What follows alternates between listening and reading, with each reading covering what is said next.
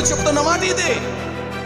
ఇదిగో మనుషులుగా దేవుడు మనకిచ్చిన పిల్లల విషయంలోనే ఇంత క్రమం కలిగి వారిని ఇంత రీతిలో వారిని బెత్తం పెట్టి వారిని కొట్టి ఒక మంచి స్థితిలో నిలబెట్టాలి, వారికి ఒక మంచి ఉద్యోగం సంపాదించాలి, ఒక మంచి పొజిషన్ కల్పించాలని చిన్ననాటి నుండి ప్రతి తల్లిదండ్రులు కూడా లక్షలు పెట్టి పిల్లల్ని చదివిస్తా ఉన్నారే. లక్షల రూపాయలు ఖర్చు అవుతున్నా కానీ ఏ మాత్రం వెనకాడకుండా తలో తోకో తాకాటు పెట్టైనా సరే మీ పిల్లల విషయంలో అంత శ్రద్ధ తీసుకుంటా ఉన్నారే.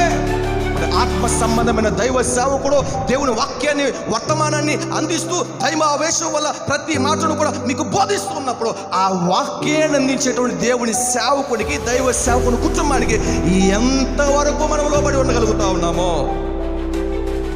ఈ రాత్రి దేవుడు నీతో చెప్తున్న మాట ఖచ్చితంగా చెప్తా ఉన్నాడు. ఇదిగో మీ ఆత్మలకు సంబంధించినటువంటి దైవజనుడి విషయంలో మీరేం చేయాలి తెలుసా? మరీ ఎక్కువగా లోబడి బ్రతకవలను కదా. దైవ సేవకుడు మీ అందరికీ కూడా ఎవరు తెలుసా? ఆత్మీయ తండ్రి. ఈరోజు లోకానుసారంగా ఉన్నటువంటి తండ్రికి భయపడినట్టుగా ఆత్మ సంబంధమైన తల్లిదండ్రులకి ఎంతమంది భయపడతా ఉన్నాం?